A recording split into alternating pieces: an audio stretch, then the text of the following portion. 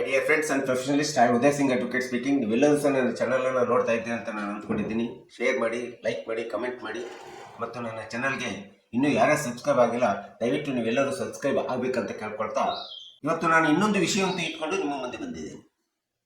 ಇವತ್ತು ನಾನು ಆಯ್ಕೆ ಮಾಡ್ಕೊಂಡಿರ್ತಕ್ಕಂಥ ವಿಷಯ ಅಂತಂದ್ರೆ ಬರ್ತ್ ಅಂಡ್ ಡೆತ್ ರಿಜಿಸ್ಟ್ರೇಷನ್ ಆಕ್ಟ್ 1969. ಇದನ್ನ ತಿದ್ದುಪಡಿ ಮಾಡಬೇಕಾಗಿದೆ. ಇದಕ್ಕೆ ತಿದ್ದುಪಡಿ ಬರುವವರೆಗೆ ಕರ್ನಾಟಕ ಹೈಕೋರ್ಟ್ ಕೆಲವೊಂದು ಪ್ರಮುಖವಾದಂಥ ಮಾರ್ಗಸೂಚಿಗಳನ್ನು ಅನುಸರಿಸಬೇಕಂತೇಳಿ ಒಂದು ಮಹತ್ವದ ಪೂರ್ಣವಾದಂಥ ತೀರ್ಪನ್ನು ಕೊಟ್ಟಿದೆ.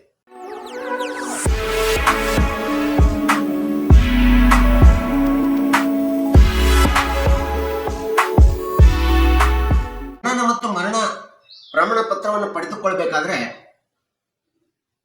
ತುಂಬಾ ಸಮಸ್ಯೆಯನ್ನ ಸಾರ್ವಜನಿಕರು ಮತ್ತು ಪೋಷಕರು ಫೇಸ್ ಮಾಡ್ತಾ ಇರ್ತಕ್ಕಂಥದ್ದು ನಾವು ನೋಡ್ತಾ ಇದ್ದೀವಿ. ಸಹಜವಾಗಿ 1969 ಕಾಯ್ದೆ ಪ್ರಕಾರ ಜನನ ಮತ್ತು ಮರಣ ಪ್ರಮಾಣ ಪತ್ರವನ್ನ ಹುಟ್ಟಿದಂತ ಮಗುವಿಗೆ ತೆಗೆದುಕೊಳ್ಳತಕ್ಕಂಥದ್ದು ಮತ್ತು ಸತ್ತಂತ ವ್ಯಕ್ತಿಗೆ ತೆಗೆದುಕೊಳ್ಳತಕ್ಕಂಥದ್ದು ಒಂದು ಕಾನೂನುಬದ್ಧವಾಗಿರ್ತಕ್ಕಂಥದ್ದು. ಇಟ್ ಇಸ್ ಎನ್ ಮ್ಯಾಂಡೇಟರಿ ಅಂತೇಳಿ ನಮಗೆಲ್ಲರಿಗೂ ಸಹ ಗೊತ್ತಿದೆ. ಹೀಗೆ ಈ ಒಂದು ಬರ್ತ್ ಅಂಡ್ ಡೆತ್ ರಿಜಿಸ್ಟ್ರೇಷನ್ ಆಕ್ಟ್ ಪ್ರಕಾರ ಯಾವುದೇ ಒಂದು ಮಗು ಹುಟ್ಟಿದ ನಂತರ ಆ ಹುಟ್ಟಿದಂತ ಮಗುವಿಗೆ ನೋಂದಣಿಯನ್ನು ಮಾಡಿಬಿಟ್ಟು ಆ ಮಗುವಿನ ಹೆಸರನ್ನು ನೋಂದಾಯಿಸ್ತೀವಿ. ಈಗ ಹುಟ್ಟಿದಂತ ಒಂದು ಮಗುವಿನ ಹೆಸರನ್ನು ಒಮ್ಮೆ ನೋಂದಾಯಿಸಿದ ತಕ್ಷಣ ಒಂದು ವೇಳೆ ಏನಾದರೂ ಮತ್ತೆ ಪುನಃ ನಾವು ಆ ಹೆಸರನ್ನು ಬದಲಾಯಿಸ್ಕೊಳ್ಬೇಕು, ಮೊದಲು ಇಟ್ಟಂತ ಹೆಸರನ್ನು ತೆಗೆದುಬಿಟ್ಟು ಇನ್ನೊಂದು ಬೇರೆ ಹೆಸರನ್ನು ನಾವು ಇಟ್ಕೋಬೇಕಂತಂದ್ರೆ ಅಂತ ಸಂದರ್ಭದಲ್ಲಿ ಈಗಾಗಲೇ ನೋಂದಣಿ ಮಾಡಿದಂತ ಹೆಸರನ್ನು ತೆಗೆದು ಇನ್ನೊಂದು ಹೆಸರನ್ನು ಹೊಸದಾಗಿ ಇಟ್ಕೊಳ್ಳಿಕ್ಕೆ, ನೋಂದಣಿ ಮಾಡಿಸ್ಕೊಳ್ಳಿಕ್ಕೆ ಅವಕಾಶವಿಲ್ಲ ಕಾಯ್ದೆ ಒಳಗಡೆ ಎಂಬತಕ್ಕಂಥದ್ದು ಇದು ಸಾರ್ವಜನಿಕರಿಗೆ, ಪೋಷಕರಿಗೆ ಸಹಜವಾಗಿ ತುಂಬಾ ತೊಂದರೆ ಆಗ್ತಾ ಇರ್ತಕ್ಕಂಥದ್ದು ನಾವು ನೋಡ್ತೀವಿ.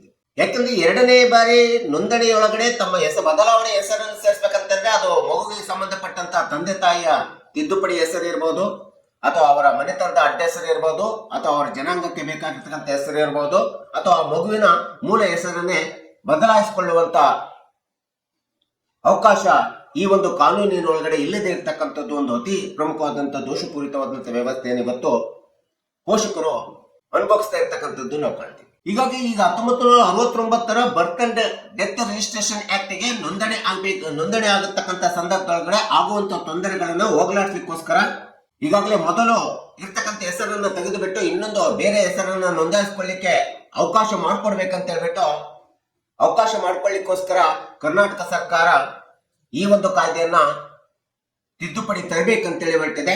ಹೀಗೆ ತಿದ್ದುಪಡಿ ತರತಕ್ಕಂಥದ್ದು ಅವಶ್ಯಕತೆ ಇದೆ ಅಂತೇಳಿ ಕರ್ನಾಟಕದ ಹೈಕೋರ್ಟ್ ಒಂದು ಮಹತ್ವದ ತೀರ್ಪನ್ನ ಶಾಸಕಾಂಗಕ್ಕೆ, ಸರ್ಕಾರಕ್ಕೆ ಆದೇಶಿಸಿರ್ತಕ್ಕಂಥದ್ದು ನಾವಿಲ್ಲಿ ಕಾಣ್ತಾ ಇದ್ದೀವಿ. ಹೀಗಾಗಿ ಈ ಒಂದು ಕಾಯ್ದೆಗೆ ತಿದ್ದುಪಡಿ ಬರುವವರೆಗೆ ಜನನ ಮತ್ತು ಮರಣ ನೋಂದಣಿ ಅಧಿಕಾರಿಗಳಾಗಿರ್ತಕ್ಕಂಥದ್ದು ಗ್ರಾಮ ಪಂಚಾಯತಿ ಸೆಕ್ರೆಟರಿ, PDOಗಳಿರ್ಬೋದು, ಪಟ್ಟಣ ಪಂಚಾಯತಿ ಇರ್ಬೋದು, ಪುರಸಭೆ ಇರ್ಬೋದು, ಪಟ್ಟಣ ಸಭೆ ಇರ್ಬೋದು, ನಗರಸಭೆ ಇರ್ಬೋದು, ಅಥವಾ ತಹಸೀಲ್ದಾರ್ ಇರ್ಬೋದು, ಅಥವಾ AC ಕೋರ್ಟ್ಗಳಿರ್ಬೋದು, ಎಲ್ಲ ನೋಂದಣಿ ಅಧಿಕಾರಿಗಳು ಈ ಕಾಯ್ದೆಗೆ ತಿದ್ದುಪಡಿ ಬರುವವರೆಗೆ ಕೆಲವೊಂದು ಪ್ರಮುಖವಾದಂತ ಮಹತ್ವಪೂರ್ಣವಾದಂತ ಮಾರ್ಗಸೂಚಿಗಳನ್ನು ಅನುಸರಿಸಿಬಿಟ್ಟು ಜನನ ಮತ್ತು ಮರಣ ನೋಂದಣಿ ಸೌಲಭ್ಯವನ್ನು ಪಡೆದುಕೊಡ್ಬೇಕು, ಸೌಲಭ್ಯವನ್ನು ಒದಗಿಸಿಕೊಡ್ಬೇಕು ಸಾರ್ವಜನಿಕರು ಅಂತ ಹೇಳ್ಬಿಟ್ಟು ಕರ್ನಾಟಕ ಹೈಕೋರ್ಟ್ ತನ್ನದೇ ಆದಂತ ಮಹತ್ವಪೂರ್ಣ ತೀರ್ಪಿನಲ್ಲಿ ಹೇಳಿದೆ. ಇದು ಕೊಡ್ಲಿಕ್ಕೆ ಕಾರಣ ಅಂತಂದ್ರೆ ಒಂದು ಅತಿ ಪ್ರಮುಖವಾದಂತ ಪ್ರಕರಣ ದಿನಾಂಕ 6/2/2025 ಉಡುಪಿ ನಗರ ಸಭೆಯಲ್ಲಿ ಒಬ್ಬ ಅರ್ಜಿದಾರ, ಉಡುಪಿಯ ನಗರಸಭೆಯಲ್ಲಿ ಒಬ್ಬ ಅರ್ಜಿದಾರ ಸುಬ್ರಹ್ಮಣ್ಯ ಎಂಬತಕ್ಕಂಥ ವ್ಯಕ್ತಿ ಜ್ಯೋತಿಷಿಗಳ ಒಂದು ಹೇಳಿಕೆಯ ಪ್ರಕಾರ ತನ್ನ 2 ವರ್ಷದ ಮಗುವಿನ ಹೆಸರನ್ನ ಬದಲಾಯಿಸ್ಕೋಬೇಕಂತ ಹೇಳ್ಬಿಟ್ಟು ಅಲ್ಲಿ ಅರ್ಜಿಯನ್ನು ಸಲ್ಲಿಸ್ತಾರೆ. ಆ ಮಗುವಿನ ಹೆಸರು ಮೊದಲು ಅದ್ರುತ್ ಭಟ್ ಅಂತೇಳಿ ಇಟ್ಟಿರ್ತಾರೆ, ನಂತರ ಶ್ರೀಜಿತ್ ಭಟ್ ಅಂತೇಳಿ ಬದಲಾಯಿಸ್ಬೇಕಂತ ಹೇಳ್ಬಿಟ್ಟು ಉಡುಪಿ ನಗರಸಭೆ ಒಳಗಡೆ ಒಂದು ಅರ್ಜಿಯನ್ನು ಕೊಟ್ಟಿರ್ತಾರೆ. ಅದು 4/11/2023 ಕೊಟ್ಟಿರ್ತಾರೆ. ಈ ರೀತಿ ಅರ್ಜಿಯನ್ನು ಸ್ವೀಕರಿಸಿದಂತ ಉಡುಪಿ ನಗರಸಭೆಯ ನೋಂದಣಿ ಅಧಿಕಾರಿಗಳು ಅದಕ್ಕೆ ಉತ್ತರವಾಗಿ 1969 birth and death registration act ಪ್ರಕಾರ ಸೆಕ್ಷನ್ 15 ರೂಲ್ 11 ಕ್ಲಾಸ್ 7 ಪ್ರಕಾರ ಒಮ್ಮೆ ಒಂದು ಮಗುವಿನ ಹೆಸರನ್ನ ನೋಂದಣಿ ಮಾಡಿದ ನಂತರ ಮತ್ತೆ ಪುನಃ ಆ ಮಗುವಿನ ಹೆಸರನ್ನು ಬದಲಾಯಿಸಿಕೊಳ್ಳಿಕ್ಕೆ ಕಾನೂನಿನಲ್ಲಿ, ಈ ಕಾಯ್ದೆ ಅಡಿಯಲ್ಲಿ ಅವಕಾಶವಿಲ್ಲ ಅಂತೇಳಿ ಸ್ಪಷ್ಟವಾಗಿ ಉಡುಪಿ ನಗರಸಭೆಯ ನೋಂದಣಿ ಅಧಿಕಾರಿ ಅವರಿಗೆ ಒಂದು ಹಿಂಬರದ ಆದೇಶವನ್ನ, ಅರ್ಜಿಗೆ ಹಿಂಬರದ ಆದೇಶವನ್ನ ಕೊಟ್ಟಿರ್ತಕ್ಕಂಥದ್ದು ನಾವಿಲ್ಲಿ ಕಾಣ್ತಾ ಇದ್ದೀವಿ. ಅವರ ಅರ್ಜಿಯನ್ನು ತಿರಸ್ಕಾರ ಮಾಡಿಬಿಟ್ಟು ನೋಂದಣಿ ಅಧಿಕಾರಿ ಹಿಂಬರವನ್ನ ಕೊಡ್ತಾರೆ.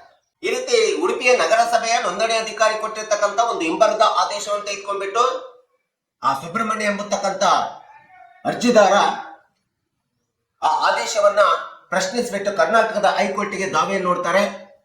ದಾವೆಯನ್ನು ಹೂಡಿ ಅವರು ದಾವೆಯಲ್ಲಿ ಕೇಳ್ಕೊಳ್ತಾರೆ, ಈ ಒಂದು ಉಡುಪಿ ನಗರಸಭೆಯಲ್ಲಿ ಕೊಟ್ಟಿರ್ತಕ್ಕಂಥ ಹಿಂಬರದ ಆದೇಶವನ್ನು ರದ್ದುಪಡಿಸಿಬಿಟ್ಟು ನನ್ನ ಮಗನಿಗೆ ಮೊದಲಿದ್ದ ಅದ್ರುತ್ ಭಟ್ ಎಂಬತಕ್ಕಂಥ ಹೆಸರನ್ನ ತೆಗೆದು ಶ್ರೀಜಿತ್ ಭಟ್ ಎಂಬತಕ್ಕಂಥ ಹೆಸರನ್ನು ಬದಲಾಯಿಸಿಕೊಳ್ಳಿಕ್ಕೆ ಅವಕಾಶ ಮಾಡಿಕೊಡಿ ಅಂತೇಳಿ ಆ ಒಂದು ನಗರಸಭೆಯ ನೋಂದಣಿ ಅಧಿಕಾರಿಯ ಆದೇಶ ರದ್ದುಪಡಿಸಿ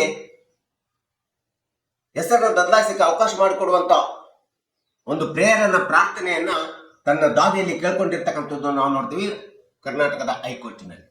ಸೊ ಈ ಒಂದು ದಾವಿಯ ವಿಚಾರಣೆಯನ್ನು ಕೈಗೊಂಡಂತ ಸದನ ನ್ಯಾಯಾಧೀಶರ ಪೀಠವು ಈ ಒಂದು ಕಾಯ್ದೆ 1969 ಜನನ ಮತ್ತು ಮರಣ ಕಾಯ್ದೆ ಒಳಗಡೆ ಈ ರೀತಿ ಹೆಸರು ಬದಲಾಯಿಸಿಕೊಳ್ಳಿಕ್ಕೆ ಅಥವಾ ಯಾವುದೇ ರೀತಿಯಾದಂತಹ ಬದಲಾವಣೆ ಮಾಡಿಕೊಳ್ಳಿಕ್ಕೆ ಯಾವುದೇ ಕಾನೂನಿನ ಸ್ಪಷ್ಟತೆ ಇಲ್ಲದೆ ಇರತಕ್ಕಂಥ ಹಿನ್ನೆಲೆಯಲ್ಲಿ ಮಾನ್ಯ ಹೈಕೋರ್ಟಿನ ನ್ಯಾಯಾಧೀಶರು ಈ ಒಂದು ಕಾಯ್ದೆಗೆ ತಿದ್ದುಪಡಿ ಬರುವವರೆಗೆ ಕೆಲವೊಂದು ಮಾರ್ಗಸೂಚಿಗಳನ್ನ ಹೇಳಿದೆ. ಆ ಮಾರ್ಗಸೂಚಿಗಳನ್ನು ಅನುಸರಿಸ್ಬಿಟ್ಟು ಬರ್ತ್ ಅಂಡ್ ಡೆತ್ ಸರ್ಟಿಫಿಕೇಟ್ ಅನ್ನು ಕೊಡಬೇಕಂತೇಳಿ ಸಂಬಂಧಪಟ್ಟಂತ ಎಲ್ಲ ನೋಂದಣಿ ಅಧಿಕಾರಿಗಳಿಗೆ ಈ ಒಂದು ಆದೇಶವನ್ನು ಮಾಡಿರ್ತಕ್ಕಂಥದ್ದು ನಾವಿಲ್ಲಿ ಈ ತೀರ್ಪಿನಲ್ಲಿ ನಾವು ನೋಡ್ತಾ ಇದ್ದೀವಿ. ಅಂತ ಒಂದು ಪ್ರಮುಖವಾದಂತ ಮಾರ್ಗಸೂಚಿಗಳು ಏನು ಅಂತೇಳಿ ನಾವು ನೋಡ್ತಾ ಹೋದ್ರೆ, ಮೊಟ್ಟ ಮೊದಲನೇದಾಗಿ ಕರ್ನಾಟಕ ಸರ್ಕಾರ ಶಾಸಕಾಂಗಕ್ಕೆ ಕರ್ನಾಟಕದ ಹೈಕೋರ್ಟ್ ಏಕಸದನ ನ್ಯಾಯಾಂಗೀಯ ಪೀಠ ಆದೇಶವನ್ನು ಮಾಡಿದೆ. 1969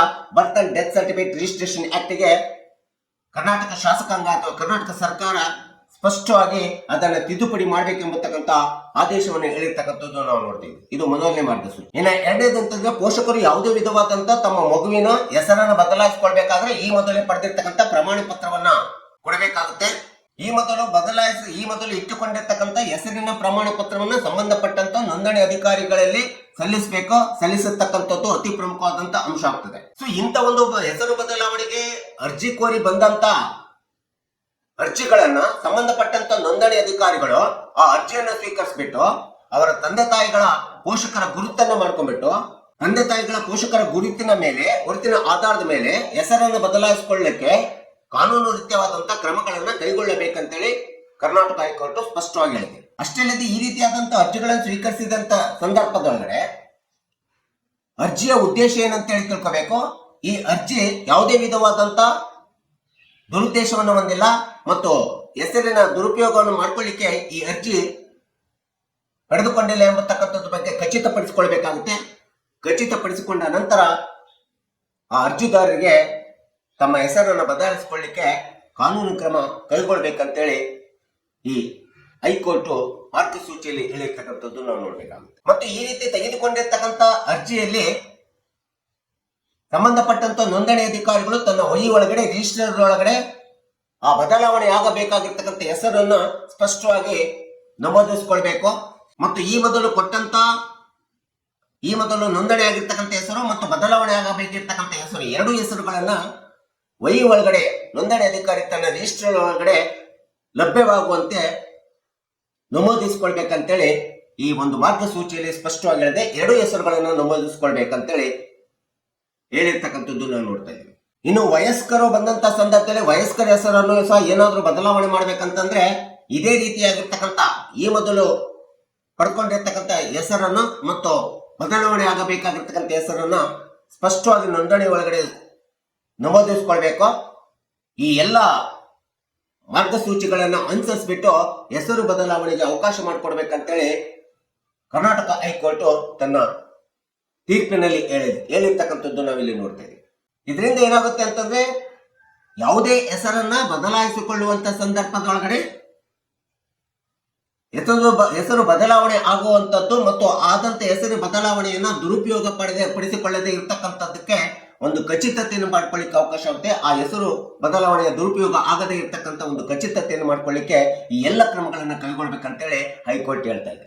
ಇನ್ನು 15 ವರ್ಷದ ಒಳಗಡೆ ಇರ್ತಕ್ಕಂಥ ಮಕ್ಕಳ ಹೆಸರನ್ನು ಬದಲಾವಣೆ ಮಾಡಬೇಕಾದ್ರೆ ಯಾವುದೇ ವಿಧವಾದಂತ ಕಠಿಣತೆಗಳನ್ನು ಅನುಸರಿಸದೆ ಸರಳವಾದಂತ ವಿಧಾನವನ್ನ ಈ ಎಲ್ಲ ಮಾರ್ಗಸೂಚಿಗಳ ಸರಳವಾದಂತ ವಿಧಾನವನ್ನು ಅನುಸರಿಸ್ಬಿಟ್ಟು ಆ ಮಗುವಿನ ಹೆಸರನ್ನ ನೋಂದಣಿ ಮಾಡ್ಕೊಂಡ್ಬಿಟ್ಟು ಬದಲಾವಣೆ ಮಾಡಿಕೊಳ್ಳಿಕ್ಕೆ ಒಂದು ಈ ಎಲ್ಲ ಸರಳ ಮಾರ್ಗಸೂಚಿಗಳನ್ನು ಅನುಸರಿಸಬೇಕಂತೇಳಿ ಹೈಕೋರ್ಟ್ ಸ್ಪಷ್ಟವಾಗಿ ತನ್ನ ಆದೇಶದಲ್ಲಿ ಹೇಳ್ತಾ ಇದೆ. ಈ ಮಾರ್ಗಸೂಚಿಗಳನ್ನು ಯಾಕೆ ಹೈಕೋರ್ಟ್ ಕೊಟ್ಟಿದೆ ಅಂತಂದ್ರೆ, ಇಷ್ಟು ದಿನ ನಾವೇನಾದ್ರು ಬರ್ತ್ ಅಂಡ್ ಡೆತ್ ಸರ್ಟಿಫಿಕೇಟ್ ಪಡ್ಕೋಬೇಕಂತಂದ್ರೆ ಸಹಜವಾಗಿ ಅಲ್ಲಿ ನಾನ್ ಅವೈಲೇಬಿಲಿಟಿ ಆಫ್ ಸರ್ಟಿಫಿಕೇಟ್ ತೆಗೆದುಕೊಂಡ್ಬಿಟ್ಟು ಸಂಬಂಧಪಟ್ಟಂತ ನೋಂದಣಿ ಅಧಿಕಾರಿಗಳ ಮೂಲಕ ನಂತರ ಸಿವಿಲ್ ಕೋರ್ಟ್ಗೆ ಹೋಗಿ ಸಂಬಂಧಪಟ್ಟಂತ ಜೂರಿಸ್ಡಿಕ್ಷನ್ನಿನ ಸಿವಿಲ್ ಕೋರ್ಟ್ಗೆ ಹೋಗಿ ಸಿವಿಲ್ ದಾವೆಯನ್ನು ಹೂಡಬೇಕಾಗಿತ್ತು. ಕ್ರಿಮಿನಲ್ ಮಿಸ್ಲೇನಿಯಸ್ ದಾವೆಯನ್ನು ಹೂಡಿ ನಂತರದಲ್ಲಿ ಸಿವಿಲ್ ಕೋರ್ಟಿನಲ್ಲಿ ಡಿಗ್ರಿಯನ್ನು ಮಾಡಿಸ್ಕೊಂಡು ಬಂದ್ಬಿಟ್ಟು ನಂತರ ಆ ಡಿಗ್ರಿ ಮೂಲಕ ಡಿಗ್ರಿಯನ್ನು ಕೊಟ್ಬಿಟ್ಟು ನಾವು ಜನನ ಮತ್ತು ಮರಣ ಪ್ರಮಾಣ ಪತ್ರ ಪಡೆದುಕೊಳ್ಳತಕ್ಕಂಥದ್ದು ಇವತ್ತು ನಾವು ನೋಡ್ತಾ ಇದ್ದೀವಿ. ಅಷ್ಟೇ ಅಲ್ಲದೆ 1969ರಲ್ಲಿ ಈ ಕಾಯ್ದೆ ಬಂದಿರೋದ್ರಿಂದ ಒಂದು ವೇಳೆ 1959ರಲ್ಲಿ ಯಾವ್ದಾದ್ರು ಒಬ್ಬ ವ್ಯಕ್ತಿ ಸತ್ತಿದ್ದ ಅಂತಂದ್ರೆ ಈ ಒಂದು ಬರ್ತ್ ಅಂಡ್ ಡೆತ್ ಸರ್ಟಿಫಿಕೇಟ್ ಪ್ರಕಾರ ಇದು ಪ್ರಾಸ್ಪೆಕ್ಟಿವ್ ಡೇಟ್ ನಿಂದ ಅನ್ವಯ ಮಾಡಬೇಕು ಅಥವಾ ರೆಟ್ರೋಸ್ಪೆಕ್ಟಿವ್ ಡೇಟ್ ನಿಂದ ಅನ್ವಯ ಮಾಡಬೇಕೆಂಬತಕ್ಕಂಥದ್ದು ಇವತ್ತು ನ್ಯಾಯಾಲಯಗಳಲ್ಲಿ ಗೊಂದಲ ಉಂಟಾಗಿದೆ. ನ್ಯಾಯಾಧೀಶರುಗಳಿಗೆ ಸಹ ಸ್ಪಷ್ಟವಾದಂತ ಒಂದು ನಿರ್ಣಯವನ್ನ ಅಪ್ಲಿಕೇಶನ್ ಆಫ್ ಮೈಂಡ್ ಅನ್ನು ಹಾಕ್ಲಿಕ್ಕೆ ಬರೋದಿಲ್ಲ. ಎಷ್ಟೋ ವಕೀಲರುಗಳ ಕ್ರಿಮಿನಲ್ ಮೊಕದ್ದಮೆಗಳು ಡಿಸ್ಮಿಸ್ ಆಗಿರ್ತಕ್ಕಂಥದ್ದು ನಾವಿಲ್ಲಿ ನೋಡ್ತಾ ಇದ್ದೀವಿ. ಮತ್ತು ಸಾರ್ವಜನಿಕರಿಗೆ ಮತ್ತು ಪೋಷಕರಿಗೆ ಸರಳವಾಗಿ ತಮ್ಮ ಮಕ್ಕಳ ಅಥವಾ ತಮ್ಮದೇ ಆದಂತ ಹೆಸರುಗಳನ್ನ ಈ ಮೊದಲು ಇದ್ದಂತ ಹೆಸರಿನಲ್ಲಿ ಏನಾದ್ರೂ ಬದಲಾವಣೆ ಮಾಡ್ಕೋಬೇಕು, ಏನಾದ್ರು ತಿದ್ದುಪಡಿ ಮಾಡ್ಕೋಬೇಕು ಅಥವಾ ಅಡ್ರೆಸ್ ಇಟ್ಕೋಬೇಕು ಅಥವಾ ತಮ್ಮ ತಂದೆ ತಾಯಿಗಳ ಹೆಸರಲ್ಲಿ ಏನಾದ್ರೂ ಬದಲಾವಣೆ ಮಾಡ್ಕೋಬೇಕು, ತಮ್ಮ ಹೆಸರಲ್ಲಿ ಏನಾದ್ರೂ ಬದಲಾವಣೆ ಮಾಡ್ಕೋಬೇಕಂತಂದ್ರೆ ಈ ಕರ್ನಾಟಕ ಹೈಕೋರ್ಟ್ ಇರ್ತಕ್ಕಂಥ ಮಹತ್ವಪೂರ್ಣವಾದಂತ ಮಾರ್ಗಸೂಚಿಗಳನ್ನು ಅನುಸರಿಸಿಕೊಂಡು ಬದಲಾಯಿಸಿಕೊಳ್ಳಿಕ್ಕೆ ಸಾರ್ವಜನಿಕರಿಗೆ, ಕಕ್ಷಿದಾರರಿಗೆ ಮತ್ತು ಪೋಷಕರಿಗೆ ಎಲ್ಲರಿಗೂ ಅನುಕೂಲ ಆಗಲಿ ಎಂಬತಕ್ಕಂಥ ಹಿನ್ನೆಲೆಯನ್ನು ಇಟ್ಕೊಂಡು ಮಾನ್ಯ ಕರ್ನಾಟಕ ಹೈಕೋರ್ಟ್ ಈ ಒಂದು ಮಹತ್ವಪೂರ್ಣವಾದಂತ ಮಾರ್ಗಸೂಚಿಗಳನ್ನ 1969ರ ಬರ್ತ್ ಅಂಡ್ ಡೆತ್ ರಿಜಿಸ್ಟ್ರೇಷನ್ ಆಕ್ಟ್ಗೆ ತಿದ್ದುಪಡಿ ಬರುವವರೆಗೆ ಎಲ್ಲ ನೋಂದಣಿ ಅಧಿಕಾರಿಗಳು ಈ ಎಲ್ಲ ಮಾರ್ಗಸೂಚಿಗಳನ್ನು ಅನುಸರಿಸಿಬಿಟ್ಟು ಸಾರ್ವಜನಿಕರಿಗೆ ಅನುಕೂಲ ಆಗುವಂತ ರೀತಿ ಒಳಗಡೆ ಹೆಸರನ್ನ ಬದಲಾಯಿಸಿಕೊಳ್ಳಿಕ್ಕೆ ಅವಕಾಶ ಮಾಡಿಕೊಡ್ಬೇಕೆಂಬತಕ್ಕಂಥ ಹಿನ್ನೆಲೆಯನ್ನು ಇಟ್ಕೊಂಡು ಈ ಒಂದು ಮಾರ್ಗಸೂಚಿ ಹೇಳಿದೆ ಅಂತೇಳಿ ನಾನು ಈ ವಿಡಿಯೋ ಮೂಲಕ ಸಾರ್ವಜನಿಕರಿಗೆ, ಕಕ್ಷಿದಾರರಿಗೆ, ಪೋಷಕರಿಗೆ ಗೊತ್ತಾಗಲಿ ಎಂಬತಕ್ಕಂಥ ಹಿನ್ನೆಲೆಯನ್ನು ಇಟ್ಕೊಂಡು ನಾನು ಈ ವಿಡಿಯೋವನ್ನು ಮಾಡಿದ್ದೀನಿ. ದಯವಿಟ್ಟು ನನ್ನ ವಿಡಿಯೋ ಇಷ್ಟ ಆಗಿದ್ರೆ ಶೇರ್ ಮಾಡಿ, ಲೈಕ್ ಮಾಡಿ, ಕಮೆಂಟ್ ಮಾಡಿ ಮತ್ತು ನನ್ನ ಚಾನಲ್ಗೆ ಇನ್ನೂ ಯಾರ್ಯಾರು ಸಬ್ಸ್ಕ್ರೈಬ್ ಆಗಿಲ್ಲ ನೀವೆಲ್ಲರೂ ಸಬ್ಸ್ಕ್ರೈಬ್ ಆಗಬೇಕಂತ ಕೇಳ್ಕೊಳ್ತಾ ಇವತ್ತಿನ ವಿಷಯಕ್ಕೆ ವಿರಾಮವನ್ನು ಹೇಳ್ತೀನಿ. ಇನ್ನೊಂದು ವಿಷಯ ತೆಗೆದುಕೊಂಡು ನಿಮ್ಮ ಮುಂದೆ ಬರ್ತೀನಿ. ಜೈ ಹಿಂದ್, ಜೈ ಕರ್ನಾಟಕ.